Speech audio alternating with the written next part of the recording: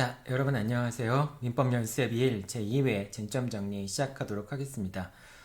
이번 시간엔 여러분들과 함께 대리제도에 대한 여러 가지 내용들 살펴보도록 하겠습니다. 법률행위 대리에 관련돼서는 선택형 문제로도 많이 출제가 되죠. 그리고 사례형 문제에서도 대리에 관한 쟁점들이 많이 포함되어 있습니다. 여러분들과 함께 대리제도에 관한 쟁점들 하나씩 살펴보도록 하겠습니다. 자, 먼저 이제 대리제도 전에 이제 타인 명의 법률행위에 관련된 내용부터 살펴보도록 할게요. 먼저 갑이 을의 명의로 병과 매매 계약을 체결한 경우가 있습니다. 즉 갑이 이렇게 있고요. 그 다음에 이제 을이 있는데 이 갑이 병이 있는 거죠. 병이 이렇게 있는데 갑이 자신의 이름으로 매매 계약을 체결한 것이 아니라 을의 명의로 병과 매매 계약을 체결한 것입니다. 자, 이렇게 이제 병의 명의로 계약이 체결됐으니까 이렇게 이제 관계들이 이어지겠죠.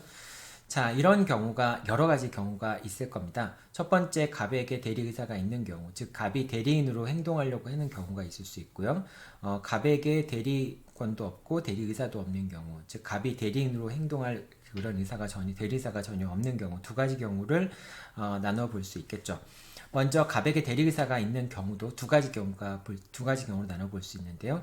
갑에게 대리의사가 있으면서 을의 명의로 거래한 경우가 이제 두 가지 경우. 첫 번째는 상대방 병이 을을 계약 당사자로 생각한 경우가 있을 수 있고요. 두 번째 경우는 병이 계약 당사자를 갑으로 생각한 경우가 있을 수 있습니다. 즉 이제 갑이 을의 명의로 거래를 했으니까 이제 대리인으로서 계약을 체결한 것이다라고 하는 현명을 하지 않은 상황인 거죠.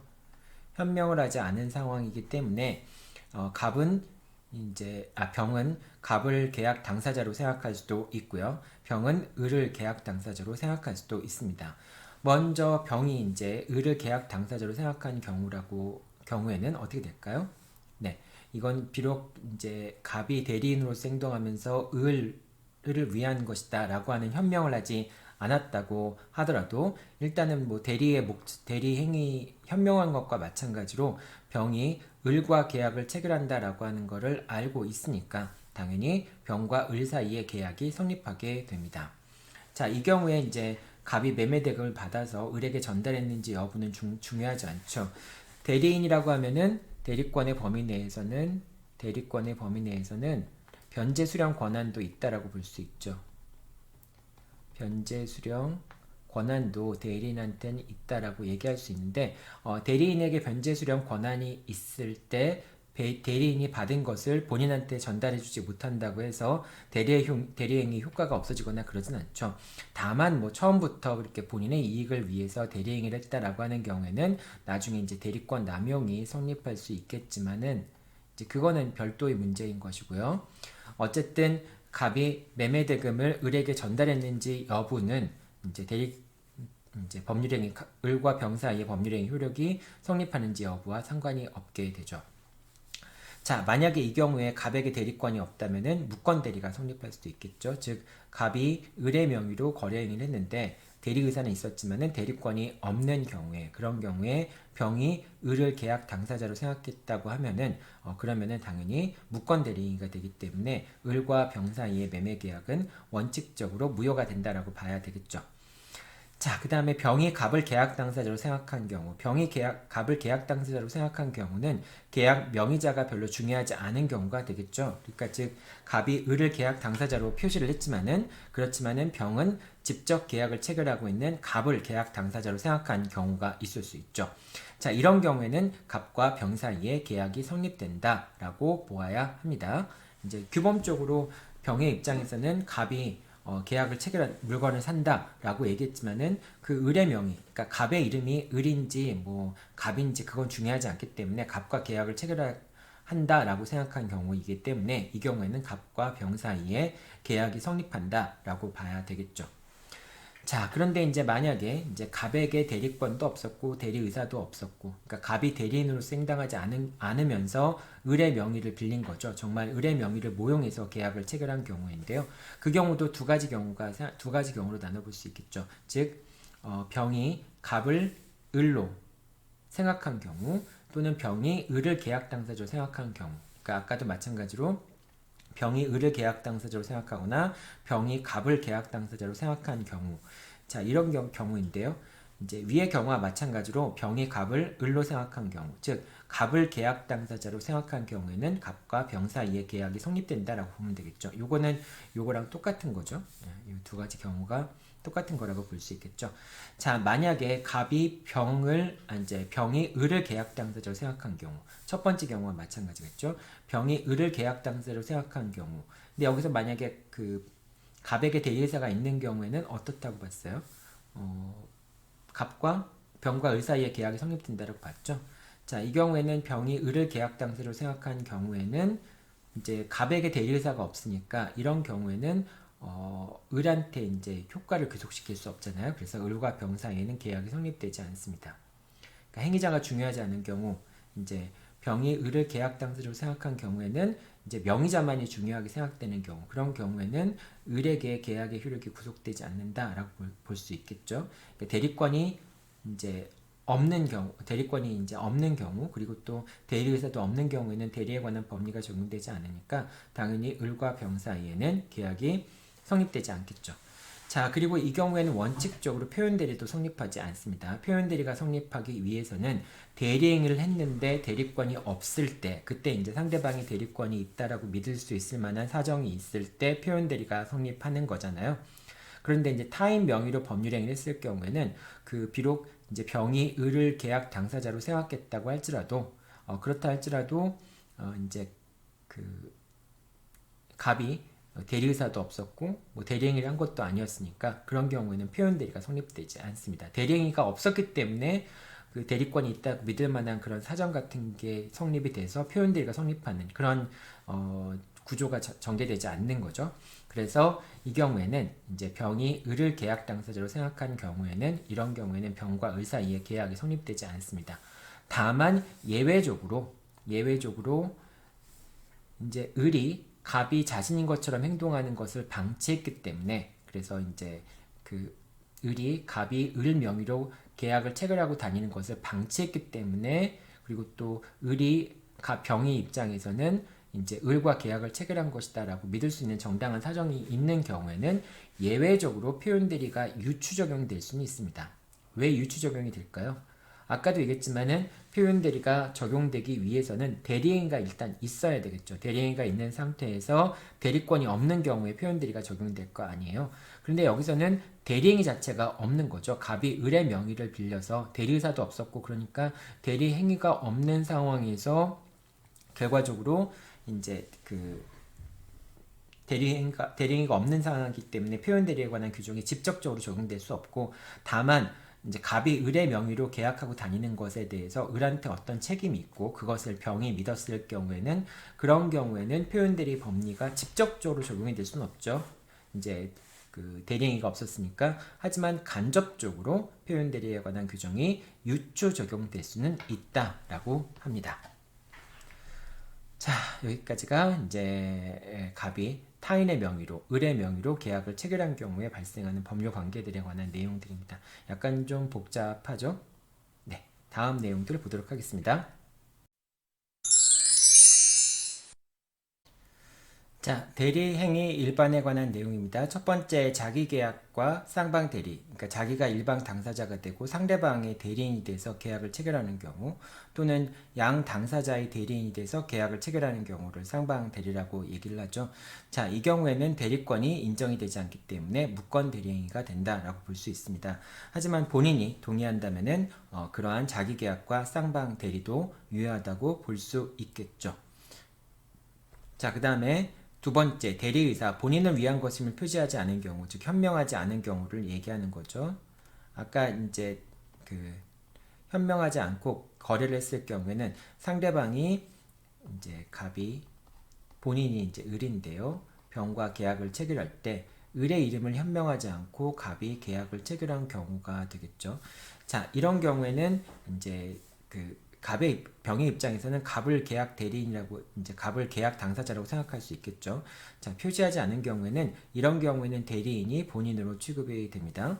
근데 만약에 상대방이 을이 이제 그 계약 당사자라고 하는 것을 알았거나 알 수 있었던 경우에는 을과 병 사이에 계약이 성립된다라고 봐야 되겠죠. 왜냐하면 갑한테 대리 의사가 있었기 때문에 대리 의사가 있었고 다만 현명이 안 됐기 때문에 갑과 병 사이에 계약이 성립하는데, 그런데 만약에 병의 입장에서 을과 계약을 체결하는 것이다 라고 하는 것을 알았거나 알 수 있었다면은 병과 을 사이에 계약이 성립된다 라고 볼 수 있겠죠. 자, 그래서 두 번째 동그라미를 얘기를 한 거고요. 그 다음에 이제 그 대리행위를 할 경우에 이제 본인을 기준으로 판단하는 것과 그 다음에 대리인을 기준으로 판단하는 사항 두 가지를 나눠볼 수 있습니다. 즉 대리행위의 경우에는 대리행위의 경우에 이제 이게 갑이 대리인이라고 한다면요. 갑이 대리인인 경우에 대리행위를 하는 사람, 즉 의사표시를 하는 사람은 대리행위, 즉 의사표시를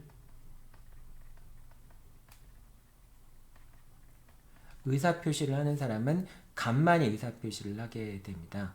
그렇기 때문에 그 갑이 대리행위를 할 때 그 의사표시에 하자가 생겼을 경우에 이 경우에 이제 대리인을 기준으로 판단해야 되느냐, 또는 본인, 이제 을이 본인이라고 한다면요. 본인을 기준으로 판단하는 사항도 있느냐라고 하는 것이 문제가 되겠죠.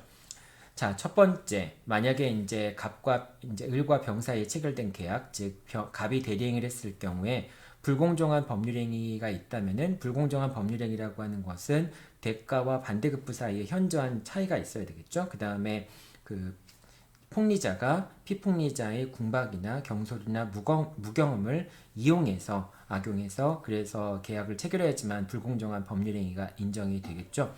자, 그 경우에 불공정한 법률행위에 있어서 그 궁박이라고 하는 건 어려운 상태에서 의사표시를 했다라고 하는 거니까 궁박한 상태라고 하는 것은 본인을 기준으로 판단을 하게 됩니다.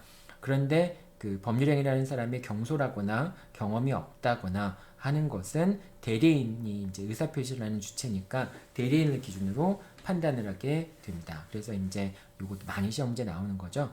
불공정한 법률행위에 있어서 궁박은 본인을 기준으로 판단을 하게 되고요. 그 다음에 경솔과 무경험은 대리인을 기준으로 판단을 한다라고 하는 것이죠.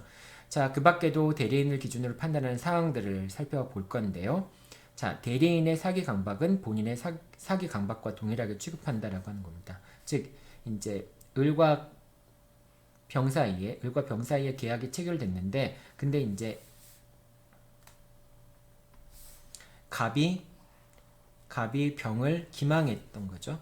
갑이 병을 기망했거나 또는 이제 그 강박을 했거나 강박 행위를 했거나 또는 기망 행위가 있었던 경우가 문제 되겠죠. 자, 이 경우에 제3자의 기망이나 강박 행위가 있다면은 상대방이 병이 알았거나 본인이 알았거나 알 수 있었던 경우에만 이제 상대방에 대해서 기망행위를 한 경우, 제3자가 기망행위를 한 경우에는 을이 알았거나 알 수 있었던 경우에만, 그런 경우에만 병이 사기 강박을 이유로 취소를 할 수 있죠. 그런데 대리인이 병을 속여서 병이 을과 계약을 체결하게 된 경우에는, 그런 경우에는 대리인이라고 하는 사람은 제3자라고 할 수가 없습니다. 그렇기 때문에 대리인이 강박을 한 것은 을이 강박을 하고 기망을 한 것과 동일하게 취급이 됩니다. 따라서 을이 알았는지 몰랐는지 여부와 상관없이 병은 기망과 강박을 이유로 해서 계약을 취소할 수 있게 됩니다. 그래서 대리인의 사기 강박은 본인의 사기 강박과 같은 거다라고 얘기하면 되고요. 자, 그리고 이렇게 되고요. 그 다음에 제2매수인이 대리인의 배임행위에 적극 가담한 경우에는 제2매수인의 대리인이 그 매도인의 배임행위에 적극 가담한 경우에는 제2매수인의 적극 가담과 동일하게 취급이 된다라고 하는 건데, 요거는 이제 이렇게 볼 수 있겠죠. 갑이 매도인입니다. 갑이 매도인이고 을이 매수인입니다. 자, 그 다음에 병이 제2매수인이에요. 이제 첫 번째 을이라고 하는 사람은 제일 매수인이고요. 자, 이런 상황에서 만약에 제2 매수인이 소유권을 취득했다라고 한다면은 이중 매매니까 이제 병이 당연히 소유권을 취득할 수 있겠죠. 다만 병과 갑 사이에 매매 계약이 반사회질서의 법률행위에 해당한다라고 한다면은 그럼 결과적으로 을은 소유권을 취득할 수 없게 되고요. 이때 이제 갑과 병 사이의 매매 계약에서 을이 그 이중 매매, 두 번째 제2 매매 계약에 대해서 적극적으로 가입한 경우에는 갑과 병 사이의 매매 계약이 사회 질서에 반하는 법률 행위로서 무효가 될 수 있죠. 자, 그런데 이 경우에 이제 제2 매수인 병이 적극 가담한 것이 아니라 제2 매수인의 대리인인 정이 적극 가담한 경우, 이런 경우에도 병이 적극 가담한 것과 동일하게 취급이 돼서, 그러니까 대리인은 본인과 동일하게 취급이 된다라고 생각하면 됩니다. 그래서 이제 병이 적극 가담한 경우나 대리인이 정이 적극 가담한 경우는 역시 배임행위가 되는 데 있어서는 차이가 없기 때문에, 그래서 갑과 병 사이의 매매 계약은 반사회질서의 법률행위가 됩니다. 자, 그리고 의사표시의 하자는 대리인을 기준으로 판단을 하게 됩니다. 물론 이제 의사표시의 하자가 있어가지고 취소, 착오가 있거나 또는 사기 강박이 있어서 취소를 한다라고 할 때는 본인만이 취소권을 행사할 수 있다라고 하는 것이고요. 그리고 경우에 따라서는 이제 이 대리인을 제3자가 기망한 경우도 있을 수 있겠죠. 대리인 제3자가 기망을 하든 아니면 이제 상대방이 기망을 하든 제3자가 대리인의 사기 강박한 경우에는 상대방이 제3자의 사기 강박을 알 수 있었는지 알았거나 알 수 있었던 경우, 즉 다른 사람이 갑을 속였어요. 그런 경우에는 병이 알았거나 알 수 있었던 경우, 이제 계약 효과는 을과 병 사이에 귀속이 되겠죠. 그럴 때 이제 병이 알았거나 알 수 있었던 경우에만 본인은 취소가 가능하다라고 하는 겁니다. 그러니까 제3자가 대리인을 사기 강박했을 경우에는 본인을 이제 사기 강박한 경우와 마찬가지로 병이 알았거나 알 수 있었던 경우에 이제 을은 계약을 취소할 수 있다라고 하는 거죠. 5번은 똑같은 게 들어갔는데요. 대리인이 상대방을 기망강으로 협박한 경우에는 본인이 알았는지 여부와 상관없이 상대방은 취소가 가능하게 됩니다. 여기까지가 대리행위 일반에 관련된 내용이었습니다. 자, 다음으로 대리권의 범위에 대해서 살펴보도록 하겠습니다. 자, 처음에 대리권 유무에 대한 입증 책임은 누구한테 있을까요? 대리행위가 유효하다라고 하는 것, 즉 대리권이 있었다라고 하는 것을 주장하는 상대방이 입증을 해야 되겠죠. 자, 이렇게 되고요. 다만 이제 그러니까 갑과, 여기서는 지금 갑을 본인이라고 할게요. 그 다음에 을을 상대방이라고 하고요. 그 다음에 A를 대리인이라고 하겠습니다. A가 대리인인 경우에, 자, 이럴 때 이제 을에게 대리권이 있는지 없는지, 그래서 갑과 을 사이의 계약이 유효한지 여부는 을이 입증해야 되는 게 원칙이죠. 그래서 갑과 을 사이의 계약이 유효하다라고 하는 것은 계약이 유효함을 주장하는 을이 입증해야 되니까 A한테 대리권이 있었는지 여부도 을이 입증해야 되는 게 원칙이겠죠. 자, 그런데 갑과 을 사이에 계약이 성립돼서 을의 명의로 소유권 이전 등기가 이루어진 경우에는, 소유권 이전 등기가 맞춰진 경우에는, 자, 이런 경우에는 소유권의 추정적 효력이 발생을 하죠. 추정적 효력이 발생하기 때문에, 자, 그렇기 때문에 갑과 을 사이에 이루어진 매매 계약이 유효한 것으로, 등기 원인 자체가 유효한 것으로 이제 추정이 되고요. 그 다음에 을명의 등기, 그러니까 이제 갑과 을 사이의 계약이 유효한 것으로 추정이 되기 때문에 A에게도 대리권이 있어서 유효하게 계약이 체결된 것으로 추정이 됩니다. 따라서 이런 경우에는 갑과 을 사이에 계약이 A한테 대리권이 없음으로 인해서 무효다. 즉 A가 무권 대리인이기 때문에 갑과 을 사이의 계약이 무효다라고 하는 점은 그 무효임을 주장하는 갑이 입증을 해야 됩니다. 따라서 갑은 A에게 대리권이 없기 때문에 갑과 을 사이의 계약이 무효다라고 하는 점을 입증해야지만 되는 것이죠. 자, 그래서 원칙적으로는 거래 상대방이 대리권이 있는지 없는지, 그 다음에 계약이 유효한지 여부를 입증해야 되는 게 원칙인데, 을의 명의로 소유권 이전 등기가 맞추어진 경우에는, 그런 경우에는 등기의 추정적 효력으로 인해서 계약이 유효하다, 등기 원인이 무효다라고 하는 점을 등기가 무효다라고 주장하는 사람이 입증해야 되니까 갑이 이제 입증할 수 있고요. 그렇기 때문에 A한테 대리권이 없기 때문에 갑과 을 사이의 계약이 무효다라고 하는 점도 갑이 입증을 해야 되는 것이죠. 자, 여기서 여러분들 기억해 둬야 될 것은 등기의 추정적 효력이라고 하는 거, 이것은 전 소유자한테도 주장할 수 있다라고 하는 점이죠. 점유의 추정적 효력 같은 경우에는 점유도 점유 적법하게 추정한 것으로 추정이 되기 때문에 그 매매 계약 자체가 유효하다라고 하는 것에 대한 추정력이 미치게 되는데요. 그런데 그 점유의 추정력 같은 경우에는 전 소유자에 대해서는 미치지 않죠. 따라서 전 소유자에 대해서는 역시 원칙에 따라서 을이 계약이 유효하다라고 하는 점을 입증해야 된다라고 하는 점, 그런 점도 여러분들이 이제 구분을 해야 되겠죠. 그래서 결과적으로 을이 A한테 대리권이 있었는지 여부도 을이 입증해야 되는 그런 상황이 되는 거죠. 그 부동산이 아닌 동산 같은 경우에는 그렇다는 얘기입니다. 자, 그 다음에 두 번째입니다. 대리권의 범위가 정해지지 않은 경우에 그때는 대리인은 보존행위나 이용 계량행위만 할 수 있고요. 이제 이렇게 될 수 있다라고 하는 것, 물건이나 권리의 성질이 변하지 않는 범위 내에서 그렇게 할 수 있죠. 자, 그 다음에 이것도 이제 객관식 시험에서 많이 나오는 건데요. 계약 체결에 대한 대리권이 수여된 경우에는 변제 수령 권한도 포함되어 있다라고 볼 수 있습니다. 그래서 계약을 체결할 수 있는 것에 대한 대리권이 수여된 경우에는 당연히 변제 수령을 한 경우에도 그것이 유효한 변제라고 얘기할 수 있습니다. 그리고 변제 수령 권한이 있는 이상은 그것이 유효한 변제이고 대리인이 실제로 이제 이행받은 내용들을 본인한테 전달했는지 여부, 뭐 그런 것들은 중요하지 않죠. 그래서 대리인의 변제 수령은 여전히 유효하다라고 하는 것이고요. 그 다음에 이제 계약 체결에 대한 대리권을 수여받았다고 할지라도 특별한 사정이 없다면은 이제 계약을 해지하거나 처분할 수 있는 대리권은 그 계약을 체결할 수 있는 권한에 포함되어 있지 않다라고 하는 겁니다. 따라서 계약 체결에 대한 대리권을 수여받았고 계약 체결에 관한 대리권을 수여받은 경우에는 변제 수령 권한도 있지만은 혹시 상대방이 채무를 불이행해서 계약을 해지할 수 있는 해제권이 발생하였거나 또는 이제 그렇게 된다면은 이제 처분할 수 있는 권리, 이제 상대방의 채무를 면제한다든지 이런 이제 권리는 포함되어 있지 않다라고 하는 겁니다. 자, 그다음 네 번째, 계약의 체결과 이행에 관련돼서 포괄적으로 대리권을 수여받은 경우라고 한다면 계약의 체결과 이행에 관해서 계약의 이행에 관해서도 포괄적인 대리권을 수여받은 대리인 같은 경우에는 매매대금 지급 기일에 대한 연기를 할 수 있는 권한도 있다라고 볼 수 있습니다.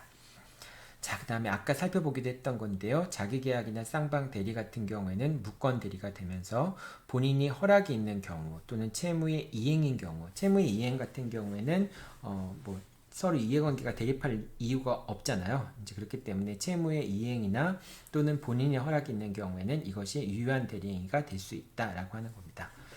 자, 그 다음에 대리권이 소멸하는 사유 같은 경우에는 본인이 사망을 하거나, 이제 본인이 사망하게 되면 더 이상 대리권은 효력이 없겠죠. 그 다음에 대리인이 사망하거나 성년 후견 개시가 되거나 파산이 된 경우에, 그런 경우에도 대리권이 소멸한다라고 얘기합니다. 그 다음에 이제 이거는 임의대리나 법정대리 같은 경우에 모두 다 적용이 되는 것이고요. 그 다음에 임의대리 같은 경우에는 원인된 법률관계가 종료하거나 수권행위가 처리된 경우, 수권행위가 처리된 경우에는 당연히 대리권이 소멸하겠죠. 자, 그런데 이제 대리권 수여행위, 수권행위라고 하면은 수권행위라고 하는 것은 보통 기본적인 법률관계와 동시에 수권행위가 있는 것이 일반적이죠. 예를 들면 이제 고용계약을 체결하면서 피용자한테 대리권을 수여한다든지 또는 이제 위임계약을 체결하면서 수임인에게 대리권을 수여한다든지 그런 식으로 이제 기본적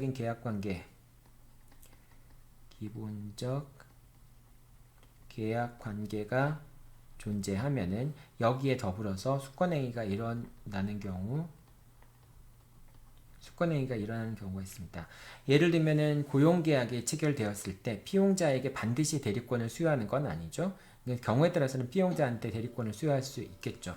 그런데 그 기본계약이 종료하게 된다면은 당연히 그 기본계약을 체결한 사람의 의사 속에는 수권행위도 철회가 된다라고 하는 의사가 그 수권행위를 한 당사자의 의사라고 볼 수 있겠죠.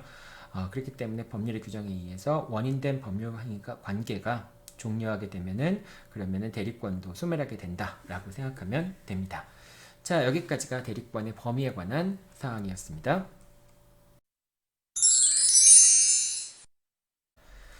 자, 대리권 남용의 경우에는 유효한 대리권이 존재하는데 유효한 대리권이 유효한 대리권이라는 표현이 좀 그렇네요. 어쨌든 대리권이 존재하는데 그래서 대리권이 존재하기 때문에 대리행위 자체가 유효한데 대리인이 그 대리행위를 자신의 이익이나 제3자 이익을 위해서 즉 본인의 이익을 위해서 대리행위를 하는 것이 아니라 본인이나 대리인이나 또는 제3자 이익을 위해서 대리행위를 하는 경우에 이제 그런 경우라면은 대리 제도의 기본적인 취지와 맞진 않죠. 근데 그렇더라도 어쨌든 대리권이 있다면은 그런 대리행위가 유효한데 상대방이 그것을 알았거나 알 수 있었던 경우라고 한다면은 그러면은 그것이 대리권 남용이 되어서 대리행위가 무효가 될 수 있습니다. 그러니까 여러분들이 두 가지 경우를 다 이제 나눠봐야 되는데요.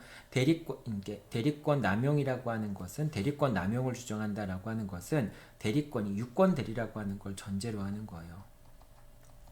유권 대리라고 하는 것은 전제로 합니다. 표현 대리라고 하는 것을 주장하는 것은 무권 대리라고 하는 것을 주장하는 거예요. 자, 따라서 갑이 있고요. 그 다음에 을이 있고 그 다음에 대리인 A가 있다라고 봅시다. A가 있었을 때, 자, 이 경우에 이제 표현 대리라고 하는 건 누가 주장을 할까요? 표현 대리라고 하는 것은 갑과 을 사이에 이제 대리인, 그러니까 A와 을 사이에 체결된 대리인가 유효하기 때문에 갑과 을 사이에 매매 계약의 효력이 발생하는 경우에 이때 표현 대리라고 하는 것, 대리권 남용이라고 하는 것은 A가 주장을 하게 됩니다. 즉 갑이 주장을 하게 됩니다. 즉 A에게 대리권이 있기 때문에 갑과 을 사이에 유효하게 계약관계가 귀속이 된다라고 할지라도 그럴 때 A가 대리권을 남용했다는 사실을 주장을 하고 그것을 을이 알았거나 알 수 있었다는 주장이 성립이 된다면은 결국은 대리권 남용이 인정이 되어서 갑과 을 사이의 계약관계가 무효가 되겠죠. 자, 이렇게 되는 게 이제 대리권 남용은 갑이 주장을 하게 되는 것이고요. 표현 대리는 누가 주장을 할까요? 표현 대리라고 하는 것은 을이 A에게 대리권이 있음을 입증하지 못했기 때문에 갑과 을 사이에 계약의 효과가 귀속되지 않을 경우에 그때 이제 을이 표현 대리의 성립을 주장을 하게 됩니다. 그래서 표현 대리, 내가 A가 대리권이 있다라고 하는 것을 믿었다거나 그런 정당한 사유가 있었다라고 하는 경우에 그런 경우에 갑과 을 사이의 계약이 유효하다라고 주장을 하게 됩니다. 갑과 을 사이의 계약의 효력이 귀속된다라고 하는 걸 주장하는 사람이 표현 대리를 주장하는 사람이 되겠죠. 따라서 표현 대리 주장은 을이 주장을 하게 되고요. 그 다음에 대리권 남용은 갑이 주장을 한다라고 하는 겁니다. 그렇기 때문에 대리권 남용이라고 하는 것을 주장을 하게 된다는 얘기는 결과적으로 대리권이 있다라고 하는 걸 전제로 하는 것입니다. 자, 그래서 이제 두 번째 설명을 보면요. 대리권 남용을 주장하는 경우에는 갑이 대리권 남용을 주장하는 경우에는 유효한 대리권이 있다는 점에 대해서 자백을 한 것과 마찬가지인 결과가 됩니다. 그러니까 첫 번째 만약에 갑이 이제 을과 갑 사이에 계약 관계가 효력을 발생하지 않는다라고 하는 점을 갑이 주장한다면은 갑은 제일 먼저 무엇을 주장해야 돼요? A가 무권 대리인이다라고 주장할 만한 근거가 있다면은 무권 대리를 먼저 주장을 하고 그 다음에 무권 대리라고 하는 주장이 실패를 해서 A가 유권 대리다라고 하는 점이 인정이 됐다라고 한다면은 그때는 갑은 A가 대리권을 남용했고 을이 그 점을 알았거나 알 수 있었다라고 하는 점을 주장함으로써 대리권 남용이 성립했다. 그렇기 때문에 그 대리권의 효력이 없다라고 하는 걸 주장을 하게 되겠죠. 만약에 그러니까 첫 번째 걸 먼저 주장해야 되니까 대리권이 없다는 주장과 그 다음에 대리권 남용이 있다라고 하는 주장을 순서를 살펴보면은 먼저 대리권이 없다라는 주장을 먼저 펼치고 그 주장이 입증이 실패해서 대리권이 있다라고 하는 점이 대리권이 없다라는 점을 부정하지 못했다고 한다면은 그러면은 유권 대리이지만은 대리권을 남용했다라고 하는 걸 입증을 해서 대리 행위의 효력을 이제 부정을 해야 되겠죠. 그런 점에 대해서 자, 첫 번째 무권 대리라고 하는 점의 입증 책임은 사실 누구한테 있어요? 원래는 상대방한테 있죠.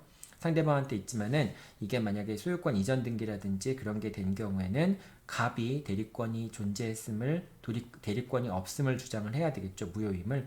그런데 이제 등기가 아니기 때문에 이제 을이 대리권이 있음을 입증해야 되는데 을이 대리권이 있음을 입증했거나 부분은 이제 소유권 이전 등기가 맞춰졌기 때문에 갑이 대리권이 있음을 대리권이 없다는 점을 입증해야 되는데 갑이 대리권이 없다는 점을 입증하지 못했거나 그렇기 때문에 결과적으로 A한테 대리권이 있다라고 하는 점이 인정된 경우를 얘기를 하는 거겠죠. 그런 경우라면은 갑은 두 번째 주장으로서 대리권 남용이라고 하는 것을 주장할 수 있겠죠. 자, 여러분들 대리권 남용을 누가 주장하는지 또는 표현 대리를 누가 주장하는지 당연한 얘기긴 하지만은 이게 실제 사안 속에 들어가게 되면은 상당히 헷갈린 경우가 있습니다. 특히 이제 그 표현 대리 같은 경우나 무권 대리 같은 경우나 대리권 남용 같은 경우에 대리인이 받은 금전을 자기의 이익을 위해서 활용을 썼거나 그런 경우가 많이 등장을 하게 되죠. 그래서 여러분들 머릿속에는 대리인이 그 상대방으로부터 받은 금전을 본인한테 귀속시키지 않고 자기가 사용했다라고 한다면 대리권 남용부터 먼저 머릿속에 떠올리기 쉽습니다. 그런데 대리권 남용이라고 하는 것은 대리권이 있는 경우를 전제로 하기 때문에 무권 대리의 경우에는 대리인이 받은 금전을 제3자를 위해 사용했거나 대리인 스스로를 위해서 사용했다라고 하는 것이 전혀 문제될 게 없죠. 왜냐하면 그 대리인 자체가 효력을 발생하지 못하니까요. 그래서 여러분들이 항상 그 당사자가 만약에 갑과 을 사이의 계약을 부정하려면은 첫 번째 무권 대리를 먼저 주장을 하고요. 그 다음에 이제 무권 대리 주장이 먹혀 들어가지 않을 경우에는 그때는 이제 유권 대리지만은 대리권을 남용했다라고 하는 것에 대한 주장을 펼쳐야 되겠죠. 순서상 그렇다는 얘기죠. 자, 이렇게 되고요.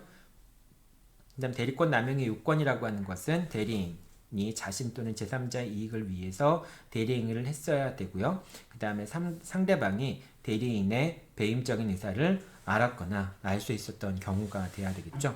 그리고 이제 이 대리인이 제3자나 대리인 자신의 이익을 위해서 대리 행위를 하는 경우에는 임의 대리 경우뿐만 아니라 법정 대리, 뭐 예를 들면 친권자 같은 경우도 포함을 하죠. 그런 경우에도 대리권 남용이 성립할 수 있습니다.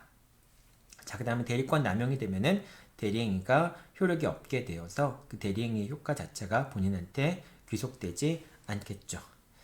자, 여기까지가 대리권 남용에 관한 설명이었습니다. 자, 다음으로 무권 대리에 대해서 살펴보도록 하겠습니다. 이제 무권 대리인이 본인을 상속한 경우, 이런 경우가 되겠죠. 갑이 이렇게 있고요. 을이 이렇게 있고, 갑이 본인이고, 을이 상대방이고, A가 대리인이라고 한번 생각해 볼게요.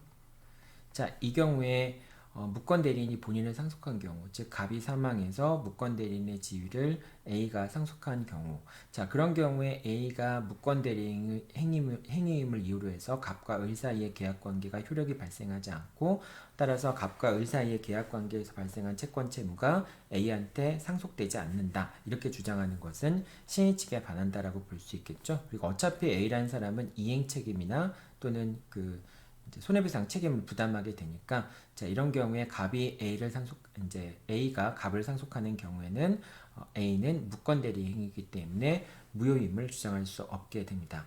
자, 근데 반대로 이제 갑이 A를 상속하는 경우가 있을 수 있겠죠.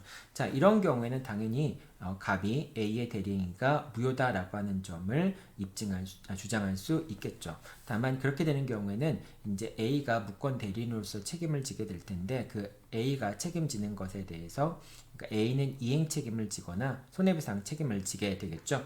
그 책임을 갑이 상속할 수는 있겠죠.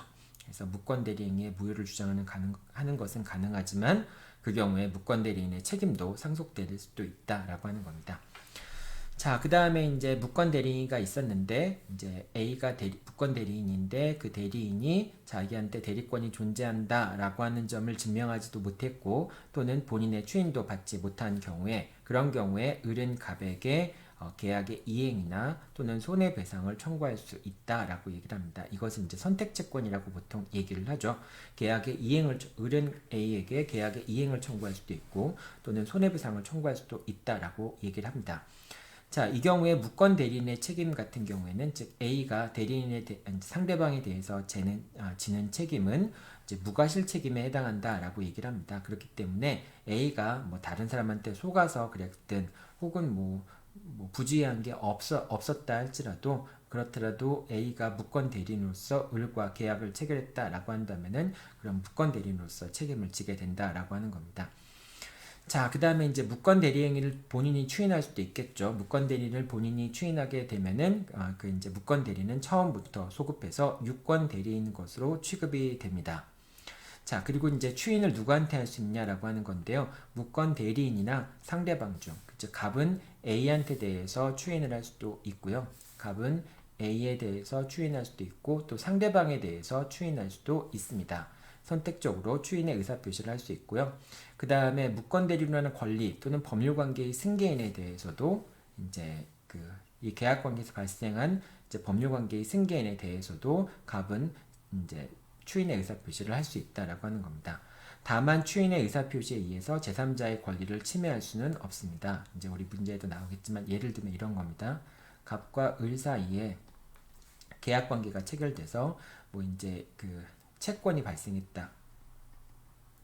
채권이 발생했습니다. 그런데 이제 갑이 이 채권을 뭐 이제 병한테 양도를 하고 또는 정한테 양도를 하고 이제 정한테 양도를 했는데 근데 이 정한테 양도를 했을 때 이 양도하는 것을 무권 대리인이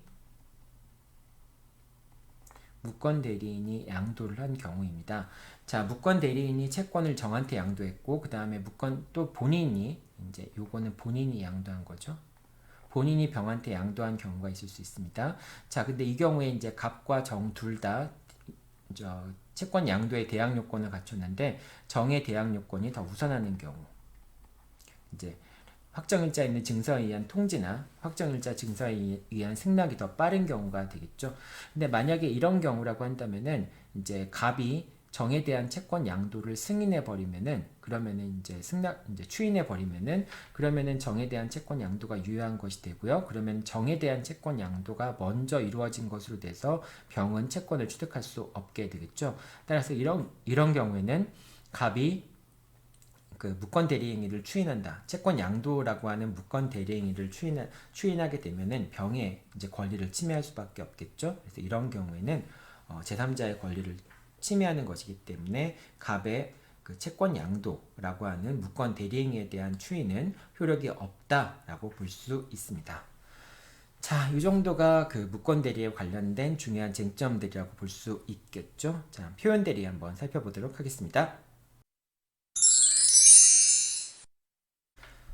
자, 표현 대리 같은 경우에는 이제 대리인에게 대리권이 없기 때문에 대리 행위의 효과가 본인한테 귀속이 될 수 없는 경우에 그런 경우에 상대방이 표현 대리를 주장함으로써 본인에 대해서 법률행위 효과를 귀속시킬 수 있는 것, 대리행위 효과를 귀속시키려고 할 때 그때 이제 표현 대리가 주장이 되겠죠. 자, 사자의 경우, 사자라고 하는 것은 의사표시를 단순히 전달하는 사람, 의사표시를 하는 사람이 아니라 본인이 한 의사표시를 단순히 상대방한테 전달하는 사람을 사자라고 얘기를 하죠. 그렇기 때문에 사자에 대해서는 법률행위에 관한 규정이, 의사표시에 관한 규정이 적용되지 않죠. 하지만은 사자의 경우에도 본인의 의사를 전달하는 것이긴 하지만은 표현대리에 관한 규정이 유추 적용될 수는 있습니다. 즉, 직접적으로 의사표시를 하는 자는 아니기 때문에 표현대리에 관한 법리가 직접적으로 적용되진 않지만은 유추 적용될 수 있다라고 하는 겁니다. 그 다음에 유권 대리 속에는 표현 대리의 주장이 포함되어 있지 않다. 이거는 뭐 너무나 시험 문제에 많이 나오는 얘기죠. 유권 대리라고 하는 것도 결국은 대리행위의 효과가 본인한테 귀속이 되는 것이고 표현 대리도 결과적으로는 대리행위의 효과가 본인한테 귀속이 된다라고 하는 점에서는 뭐 결과적으로는 똑같지만은 유권 대리라고 하는 것은 대리권이 있다라고 하는 주장이고요. 표현 대리라고 하는 주장 속에는 대리권이 없다라고 하는 주장이 표현되어 있습니다. 따라서 갑과 을이 계약을 체결할 때 이제 A가 대리인으로서 계약을 체결할 때 을이 주장하는 주장은 첫 번째 순서, 만약에 이제 을이 대리권이 있다라는 주장과 유권 대리라고 하는 주장과 그 다음에 표현 대리라고 하는 표현 대리라고 하는 주장이 있다면은 순서가 어떻게 돼야 될까요? 먼저 유권 대리를 먼저 주장을 해야 되겠죠. 표현 대리를 주장하는 순간에 그거는 을이 뭘 인정하는 거나 마찬가지예요. 대리권이 없다라고 하는 걸 인정하는 것과 마찬가지입니다. 그렇기 때문에 을은 먼저 A한테 대리권이 있다라고 하는 점을 먼저 주장을 해야 되고요. 그 대리권이 있다라고 하는 주장을 성공하지 못했을 경우에 그때 을은 표현 대리가 성립한다라고 하는 것을 주장을 할 수 있겠죠. 그러니까 주장의 순서를 여러분들 잘 기억해야 됩니다. 아까 대리권 남용의 경우에도 어떤 걸 먼저 주장해야 된다라고 얘기했어요. 대리권이 없다라고 하는 걸 먼저 주장하고 대리권이 없다라는 주장이 실패해서 대리권이 인정되는 경우에 대리권 남용을 주장할 수 있다라고 얘기를 했잖아요. 상대방의 경우에도 먼저 대리권이 있다라고 하는 주장을 하고 그 대리권이 있다라고 하는 주장이 성공하지 못하는 경우에 그때 표현대리가 성립한다라고 하는 주장을 펼칠 수가 있겠죠. 자, 그 다음에 표현대리가 성립한 경우에는 상대방에게 과실이 있더라도 본인은 과실상계를 주장할 수 없다. 표현대리가 성립하게 된다면은 결과적으로 이제 갑과 을 사이에는 계약관계가 성립이 되죠. 그렇기 때문에 채권, 채무를 부담하게 되는데 이때 을이 이제 표현대리가 성립한다. 즉 대리권이 있음을 믿은 것에 대해서 과실이 있더라도 갑의 을에 대한 책임 또는 이제 갑의 을에 대한 책임이라든지 그런 것에 대해서 과실상계 규정이 적용되지 않는다라고 얘기하는 겁니다. 즉 대리행위의 내용이 매매 계약인 경우에 혹시 을에게 이제 갑이 이제 매수인이라고 한번 생각해 볼게요. 매수인이 대리권이 없이도 갑과 을 사이에 계약을 체결했는데 그런데 이제 표현대리가 성립해서 갑과 을 사이에 매매 계약이 성립됐습니다. 그러면은 이제 갑은 을한테 매매 대금을 지급해야 되겠죠. 그럴 때 매매 대금이 만약에 1억이라고 한다면은 을이 표현대리가 성립함에 있어서 즉 대리권이 있다라고 하는 점을 믿은 것에 있어서 과실이 있었다 할지라도 갑이 을한테 1억을 지급해야 되는 금액을 감액해달라라고 주장할 수는 없다라고 하는 것입니다. 왜냐하면 계약관계가 효력을 발생한 이상은 그것은 이제 1억이라고 하는 계약상의 의무를 이행해야 되는 것이고요. 과실상계라고 하는 것은 손해배상의 경우에 상대방의 과실을 참작해서 그래서 이제 그 손해배상액을 줄이는 것을 과실상계라고 얘기를 하잖아요. 근데 여기서 1억이라고 하는 채무 같은 경우에는 그것은 손해배상이 아니라 계약에 따른 대금의 이행으로서 1억에 대한 지급 의무를 부담하는 거니까 그런 것이니까 비록 을에게 책임이 있다 할지라도 즉 을에게 대리권이 있다라고 하는 것을 믿은 것에 대해서 과실이 있다 할지라도 과실상계에 관한 규정이 적용되지 않는다라고 하는 겁니다. 여러분들 4번 이 동그라미 같은 경우에는 시험 문제 워낙 자주 나오는 거죠. 3번도 마찬가지지만은 그래서 표현대리가 성립한 경우에 상대방한테 과실이 있다고 할지라도 그렇다 할지라도 그 상대 이제 본인의 책임이 계약상의 의무가 이제 감축되지는 않는다라고 하는 겁니다. 자, 그다음에 이제 개별적인 이제 표현대리 유형에 대해서 살펴보도록 할게요. 첫 번째 대리권 수요 표시에 의한 표현대리입니다. 대리권 수요 표시에 의한 표현대리 같은 경우에는 제3자한테 이제 대리인한테 대리권을 수여했다라고 하는 것을 표시했을 경우에는 실제로 대리권을 수여하지 않았다고 하더라도 대리행위에 대해서 책임이 있다라고 하는 겁니다. 다만 제3자가 대리권이 없음을 알았거나 알 수 있었을 때에는 그러하지 아니하죠. 자, 이 경우에 상대방이 알았거나 알 수 있었다라고 하는 점에 대해서는 본인이 입증을 해야 됩니다. 이제 알았거나 알 수 있었음을 주장하면서 표현대리가 성립하지 않는다라고 하는 점은 이제 본인이 입증해야 된다라고 하는 겁니다. 자, 그 다음에 권한을 넘은 표현대리입니다. 권한을 넘은 표현대리 같은 경우에는 일단 기본 대리권이 있어야 됩니다. 권한을 넘은 표현대리 같은 경우는 기본권 대리권이 있어야 되고 그 다음에 상대방이 대리권이 그 권한을 넘는 대리행위에 대해서 대리권이 있다고 믿은 것에 대한 정당한 이유가 있는 경우에 그런 경우에 이제 126조의 표현대리가 성립을 하게 됩니다. 자, 이제 기본 대리권 자체는 이제 기본 대리권이 있어야지만 이제 126조의 표현대리가 성립이 되니까요. 이제 기본 대리권이 있다라고 하는 것인데 이 기본 대리권 같은 경우에는 법정 대리권이나 일상가사 대리권도 기본 대리권이 될 수 있습니다. 하지만 일상가사 대리권이라고 하는 것을 너무 이제 그 넘는 대리행위에 대해서 그 대리권이 있다고 믿을 수 있을 만한 사유는 좀 제한적이 될 수밖에 없겠죠. 자, 그 다음에 복대리인 선임권이 없는 대리인이 복대리인을 선임한 경우에 이제 복대리인을 선임할 수 없는 이제 대리인이 복대리인을 선임한 경우에 그 복대리인의 대리행위에 대해서도 이제 권한을 넘는 행위랄 거 아니에요. 대리인이 있는데 대리권을 갖고 있는데 복대리인 선임 권한은 없어요. 근데 복대리인을 선임했을 경우에는 상대방이 복대리인의 선임을 할 수 있는 대리권이 있다라고 믿을 수 있는 정당한 이유가 있는 경우에는 그 복대리인의 행위에 대해서도 본인한테 효력이 귀속될 수 있다. 표현대리가 성립돼서 본인한테 효력이 귀속될 수 있다라고 하는 겁니다. 이것도 여러분들 자주 출제되는 문장이니까 복대리인이 선임 권한이 없는 대리인이 복대리인을 선임한 경우에 그때 복대리인의 대리행위에 대해서도 126조의 표현 대리가 적용이 될 수 있다라고 하는 겁니다. 자, 정당한 사유가 있는 경우에만 126조의 표현 대리가 성립이 돼서 그 대리행위가 본인한테 무권 대리행위지만은 본인한테 효력이 귀속되겠죠. 자, 이때 정당한 사유의 판단 시점은 대리행위 시점을 기준으로 하게 됩니다. 그 대리행위 시점에 정당한 사유가 있었는지를 믿을 수 있었는지 없었는지를 판단하게 됩니다. 그 다음에 상대방이 정당한 사유가 있었다. 즉 내가 이 권한을 넘는 대리행위를 하는 것이 기본 대립권이 있다라고 하는 것을 믿을 수밖에 없는 정당한 사유가 있다라고 하는 것을 상대방이 입증을 해야 된다라고 하는 겁니다. 자, 그 다음에 이제 맨 마지막 대립권 소멸 후의 표현 대리인데요. 대립권이 있다가 대립권이 소멸했을 경우에도 상대방이 그 대립권 소멸 사실을 알지 못한 경우에는 그런 경우에는 이제 대리행위가 성립한다, 표현 대리가 성립한다라고 하는 것을 129조의 표현 대리라고 얘기를 합니다. 자, 대립권 소멸을 알지 못해야 되고요. 상대방이 자신의 선의 무과실을 입증해야 된다라고 생각하면 됩니다.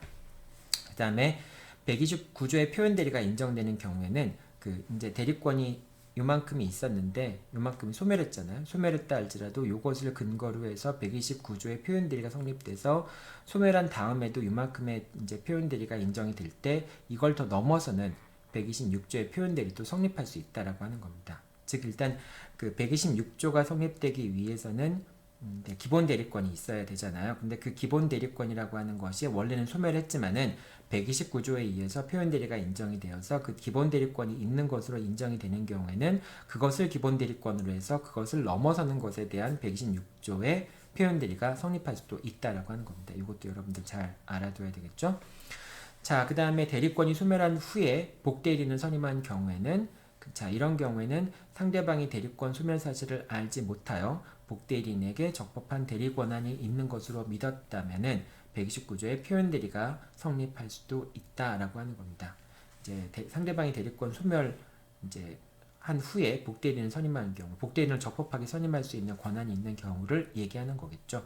자, 그럴 때도 상대방이 대리권을 소멸한 사실 자체를 이제 알지 못하고 대리권이 있다라고 믿은 경우에는 이제 복대리인한테 적법한 대리권이 있다고 믿은 것으로 볼 수 있겠죠. 자, 그런 경우에는 또 129조의 표현 대리가 성립할 수 있게 됩니다. 자, 복대리와 표현 대리, 126조의 표현 대리 성립하는 경우 또는 129조의 표현 대리 성립하는 경우 다 이제 여러분들 살펴보았죠. 자, 일단은 여러분들 요 입증 책임 문제 잘 살펴봐야 됩니다. 그래서 이제 129조의 표현 대리 같은 경우에는 상대방이 자신이 선의 이제 무과실이다라고 하는 점을 입증해야 되고요. 그 다음에 126조의 표현 대리 같은 경우에는 정당한 사유가 있었다라고 하는 점을 그 다음에 이제 그 정당한 이유가 있었다는 점을 상대방이 자기가 그걸 믿을 수밖에 없었다라고 하는 사유를 상대방이 입증해야 되고요. 그 다음에 대립권 수여 표시 같은 경우에는 본인이 상대방이 알았거나 알 수 있었음을 입증해야 된다라고 하는 점, 이 입증 책임에 관련된 문제들도 물론 이제 입증 책임에 관한 문제들에 대해서 견해의 대립이 이제 있습니다. 하지만은 일단 이제 여러분들 이 정도로만 정리하면 될 것 같아요. 특히 이제 정당한 사유 같은 경우에는 그런 경우에는 상대방이 자신한테 대리권을 넘어서는 대리행위가 이제 대리행위에 대해서 대리권이 있다고 믿을 수밖에 없는 정당한 사유가 있었다라고 하는 점을 상대방이 입증해야 된다라고 하는 거는 꼭 확실하게 알고 있어야 되겠죠. 자, 여기까지가 표현 대리에 관련된 내용들입니다. 이제 표현 대리에 관련된 내용들 자체는 뭐 이제 양이 많지는 않죠. 하지만은 각각의 쟁점들이 다 시험 문제에 출제될 수 있는 쟁점들이기 때문에 그리고 또 이제 약간 혼란스러운 경우들이 많이 있죠. 실제로 문제 속에 들어가 있다 보면은 상당히 좀 헷갈리는 경우들이 많이 있습니다. 그래서 여러분들 좀 그 각각의 관계들, 특히 이제 표현 대리와 무권 대리와 유권 대리의 관계들을 좀 잘 이해하고 있어야 되고요.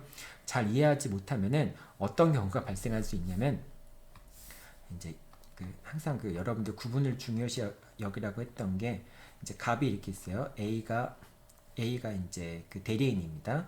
대리인인데 A한테 대리권이 없어요.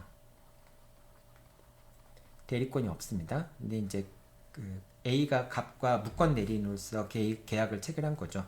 근데 이제 A가 을로부터 대금을 지급받을 거 아니에요. 보통 이제 대리인이라고 한다면은 계약을 체결한 다음에 대금도 지급을 받겠죠. 그래서 A가 대금을 지급받았는데 이 A가 지급받은 대금을 자신의 이익을 위해 사용한 거야. 자신의 이익을 위해 사용했습니다. 이럴 때 이제 갑이 주장할 수 있는 게 무엇이냐라고 했을 때 학생들이 주장할 때는 첫 번째 이제 이런 경우에도 갑이 대리권 남용을 주장하는 경우가 있다. 대리권 남용을 주장할 수 있다. 이렇게 답을 쓰는 경우들도 있어요. 자, 근데 대리권 남용을 주장한다는 얘기는 무슨 얘기였어요? 아까 여러분들한테 얘기할 때 A한테 대리권이 있다라고 하는 걸 의미하는 거죠. 이 경우에는 갑이 대리권 남용을 주장하면 안 되죠. 그냥 대리권이 없으니까 대리권이 없다라는 주장을 펼치면 되겠죠. 이 경우엔 대리권 남용을 주장할 여지가 전혀 없습니다. 대리권이 없는 경우라고 한다면은 A한테 대리권이 인정돼야지만 그래야지만 대리권 남용을 주장해 볼 수 있는 여지가 있는 것이고요. 대리권이 없는 경우에는 그냥 당연히 무권 대리행위가 되기 때문에 갑한테 효력이 귀속되지 않고요. 그 무권 대리행위를 통해서 받은 대금을 A가 자신의 이익을 위해 사용했건 안 했건 갑은 전혀 상관할 바가 없죠. 자기한테 뭐 계약의 구속력이 발생하는 게 아니기 때문에 그렇습니다.